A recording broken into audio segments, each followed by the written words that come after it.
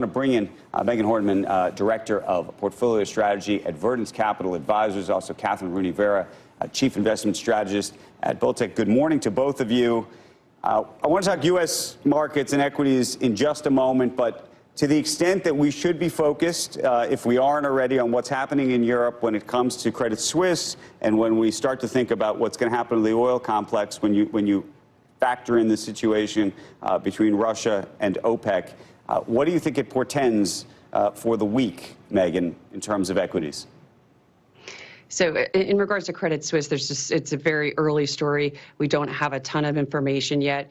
Whenever there is this time where we do a lot of speculation, that can create panic. We understand that. We saw that back in 2007 and 2008. And even though that was more than a decade ago, I think people still have some, that at the forefront of their heads. So there'll be a lot of nervousness in the market regarding that. I don't think Credit Suisse can wait until the end of October to address this. Yep. And then in regards to oil, anything that causes oil prices to go higher, that's a bigger risk here to the inflation story. And when we're talking about U.S. equity markets and even global equity markets, we've got to get that inflation under control. That's the only way we can see, a sustainable end of this bear market. Catherine, you want to be in this market? Or you want to be in cash right now? Cash is wonderful to have right now. The question, I think, Andrew, is when to deploy it more than should we liquidate portfolios at this point. Having cash has been a great thing over the course of the past couple of months, right? So the question is, when do you start looking at British equities? When do you start looking at European equities? Do you rotate now into value? So I like to be defensive. I've been telling our clients at Boltec for some time to be in defensive sectors. Right now, I think looking at the duration curve looks enticing in the high grade market, in fixed income and in treasuries. If treasuries in the 10-year space hit 4, I think it's time to start accumulating in the back end there, 10 years and later, as a hedge to risk assets. So be defensive, have the staples and have the utilities and have the energy, I think, stocks going into next year. Megan's right. I think that inflation becomes more of a demand destroying scenario going into 2023. So expect recession, have some cash, have some gold, and certainly be defensive. And with regard to Credit Suisse, as a Bear Stearns alum, it foretells negatively when you have this type of action. And it is intimidating because we all remember what happened back then. But as Megan said, it's still early to tell. I do agree with her. I think that Credit Suisse has to come sooner rather than...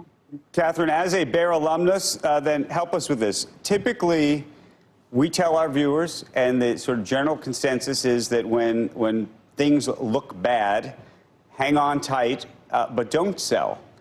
2008 was maybe anomalous in that case because you probably should have. I'm not saying this is 2008, but I'm curious what you would tell people. I just remember, Andrew, Ace Greenberg coming out the day before Bear went under saying the Bear was well capitalized and we were great. And I went to NYU Stern. At nighttime, I went in front of 300 to 500 people and said, we're strong, we're capitalized, we're going to weather through this. The next day, Bear was gone. So I'm the wrong person to ask about this. But certainly, I agree with you. Don't liquidate now when, we're talking very volatile markets. We don't know where the Fed's going to go. Historically, when the Fed does pivot, you get a rally in equity markets. My suspicion is next year we're going to see that. And let me ask you then, Megan, on that point about the Fed and whether they're going to ease up. I think that's the other underlying question here, and maybe why you're even seeing some green on the screen. If you add OPEC and Russia together, you throw Credit Suisse into the mix. At some point, does the Fed wake up in the morning and say, you know what, maybe we've done our work here, and in fact, we're making it worse? At some point, I think they will, but I don't think that's anytime soon. They've made it very clear. They've been very hawkish in their rhetoric, and I think if they turned now very quickly because of what is speculative news or coming out of Credit Suisse, this is not something that I think that they want to do. The transparency in the Federal Reserve is extremely important to actually have the chance of having a soft landing here. They're going to go 75 on the next meeting. The market's pricing in 50 in December. Where I think the market is wrong is that they're pricing in for Fed rate cuts in the second half of next year. And they've told us they're not going to do that. And the market continues to factor that in. So I think the long end of the yield curve still has room to rise from here at a 375, 378 where we are this morning. I still think that's too low. I think that will break above 4% in the long end of the curve. Okay. Megan and Catherine, I want to thank you both this morning helping us through this. Bex? Thanks, Andrew.